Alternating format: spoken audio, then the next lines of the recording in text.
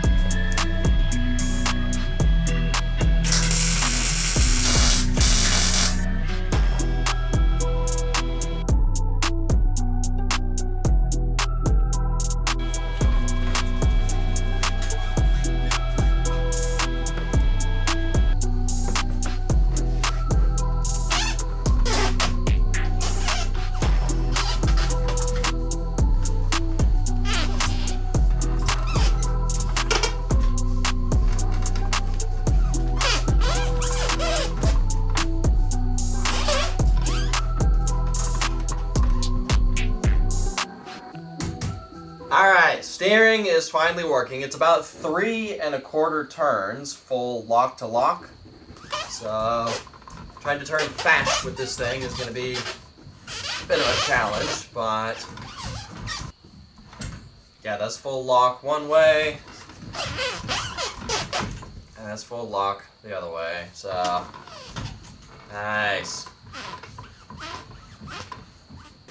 So, now that we have more of the frame built, I want to redo the engine mounts on the front of the engine. Now, I kind of want to add a piece of tubing going from here up to this corner. This will not only strengthen the frame between here and here, but it'll be a good spot to have an engine mount going from here to the frame right there. But putting it right here, the engine mount's right here, it's kind of not really that close. I kind of want to have the tubing go more like that, so therefore the engine mount is right across from here, but that makes it to where this tube is going to the middle of this tubing, which I don't think is the end of the world. Worst case, I can add more tubing going from here to here. It's going to be better for the engine mount, so I'd say let's just do it.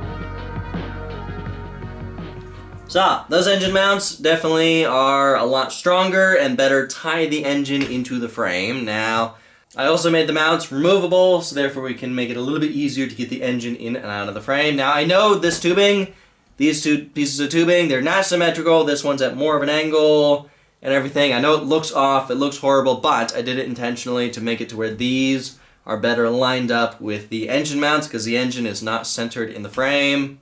I know it looks off, but I'll be putting a giant panel on here for the firewall, as well as it's behind the seats, so we're not going to be able to see it. So, I need to figure out which direction this electric motor spins, or the starter motor spins, so therefore I know which orientation to mount this thing.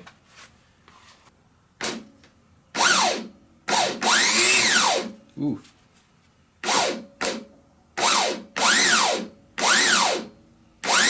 It's pretty slow.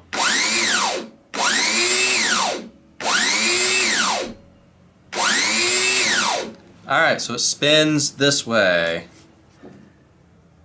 I expected this thing to like jump violently. Either this battery is dead or this thing's not very fast. Normally with starter motors, they have a heck of a kick.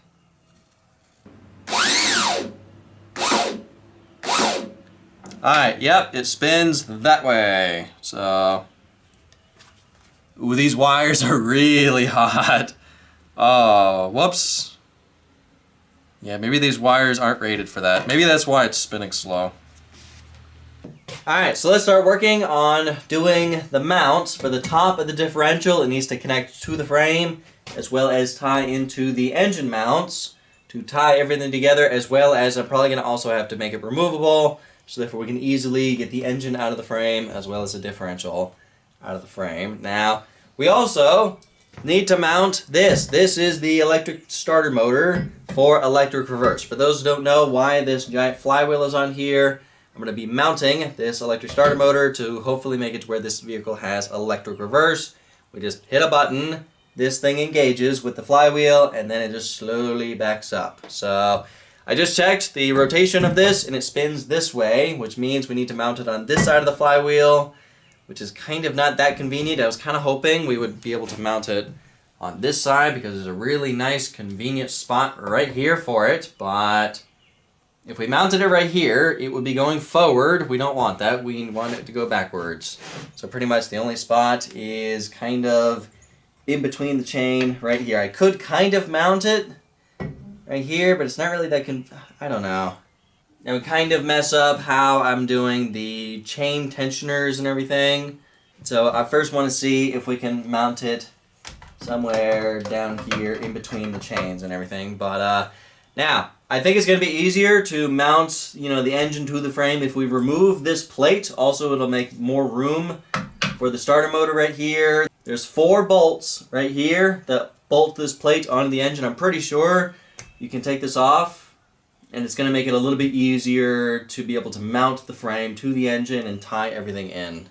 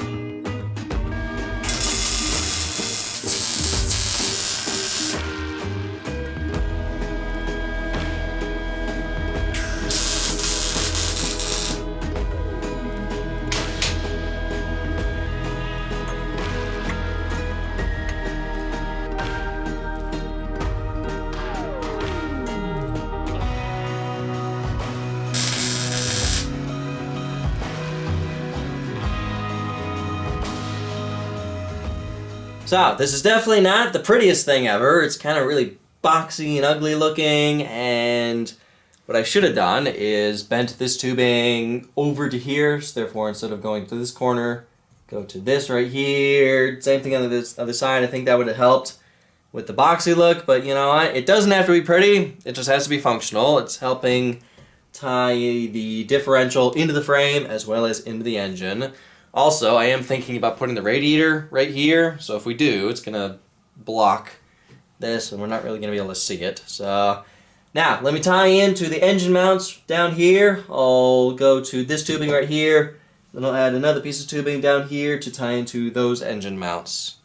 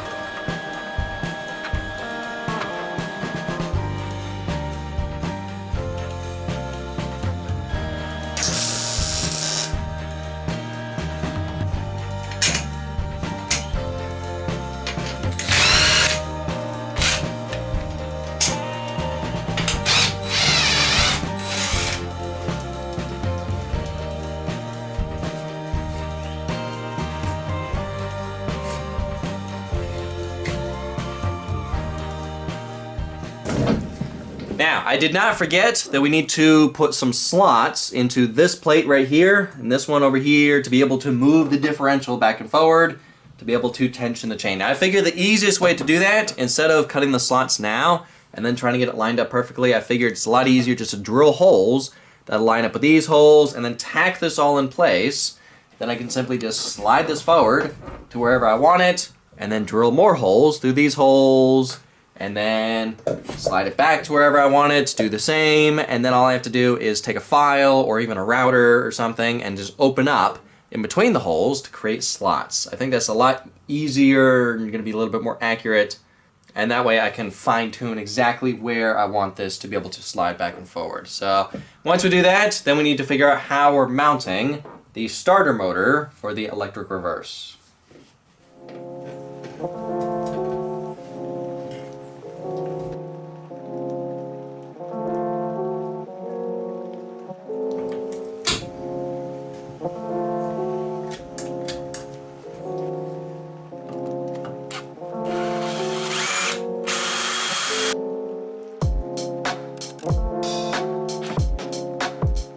Of course, the drill bit's dull.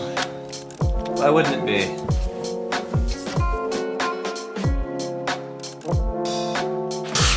Really? Are all my drill bits dull?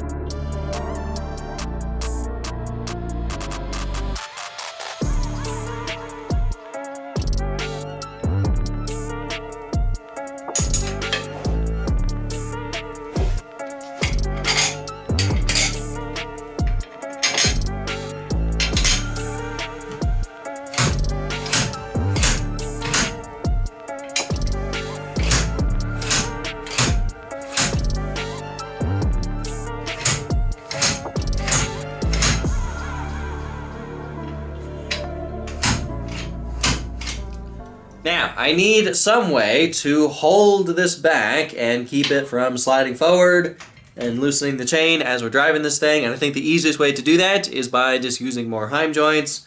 I'm going to mount one right here. I'm going to mount another one on the frame right around here, and then I can tighten this and loosen this to move this in and out. I'm also going to mount one on the other side, and I think that's going to be the easiest and simplest way to keep this from sliding forward.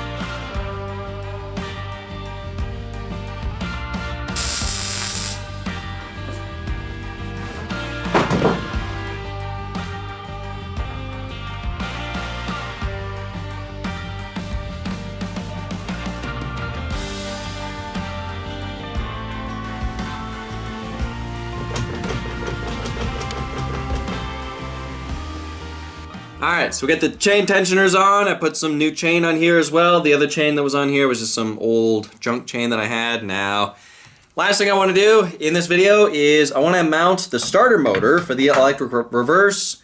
I pulled the electromagnet off, so therefore I can extend this to make sure it lines up perfectly.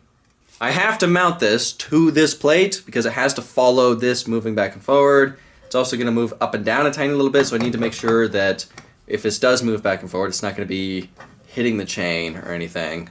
Once I get this installed, then we can finally see if it's going to work.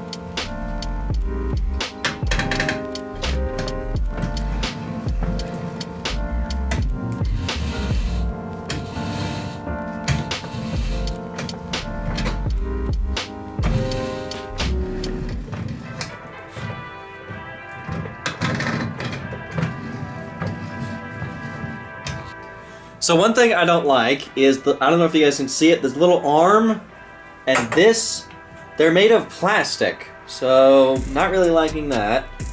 Who makes this stuff out of plastic? But maybe that's why it was really cheap.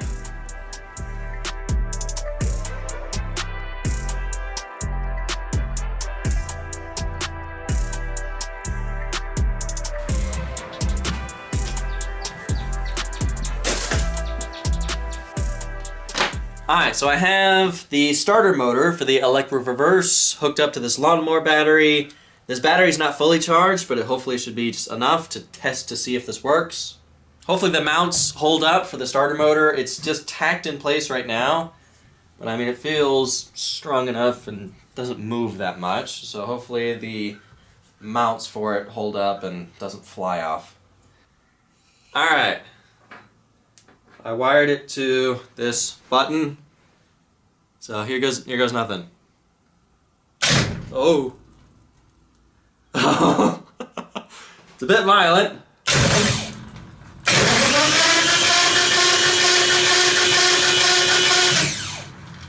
It's a bit fast. Wow.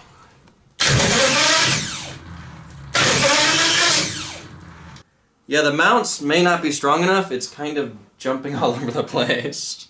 But hey, it's working! Nice! Just hopefully it's strong enough to actually move this vehicle backwards.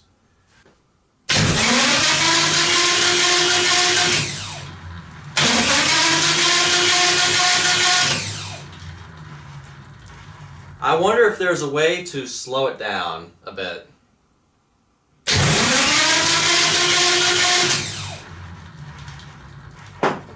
But you gotta admit, it is cool. So I definitely don't want to break it, but I kind of want to put some resistance on the tire and just see if it bogs down any, while not sucking my leg underneath it.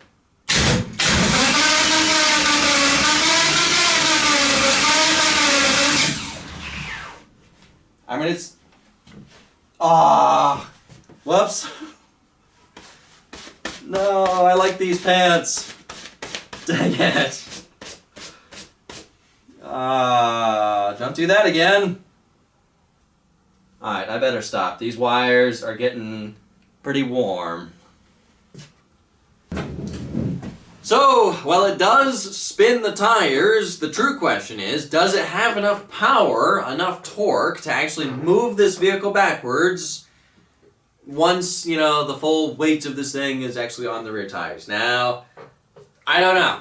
Hopefully it doesn't burn up the starter motor. Hopefully it doesn't cook the wires, because I will admit the wires did get pretty warm, so I may have to oversize the wiring by a lot to get it to work. And worst case, I mean, if it doesn't work, and if it just cooks the starter motor, or if it just sits there and just like tries to move and it doesn't, worst case, if it doesn't work, it was a nice idea, and maybe this vehicle doesn't really need electric reverse. I was thinking about, is it possible to add some type of gear reduction to this?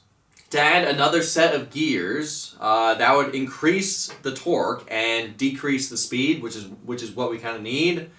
But I'm not really sure how I could do that. Maybe there's another starter motor with more gear reduction in it, or I can just put a bigger starter motor on and I can get a starter motor for like a semi. But I feel like if I do that, we're just going to start bending stuff. So I don't know. Hopefully this works. If it doesn't, we can either figure something else out or just not have electric reverse for this project. But anyway, I'd love to work on this vehicle more, but I need to put this to the side, so therefore I can start working on getting the vehicles that I'm bringing to the Mini Mayhem event at Busco Beach with cars and cameras.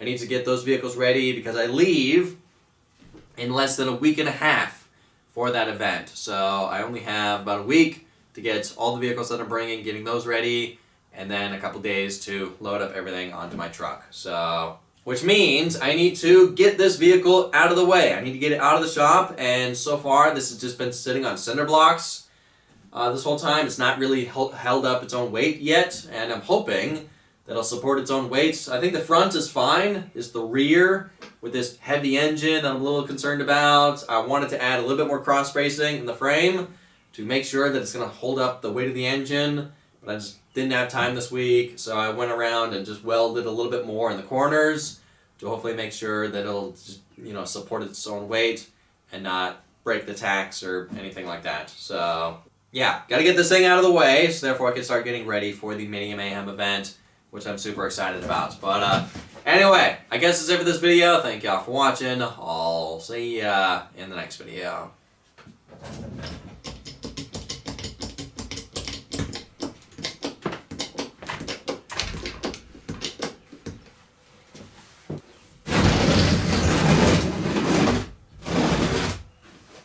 Alright, hopefully this thing can hold up its own weight.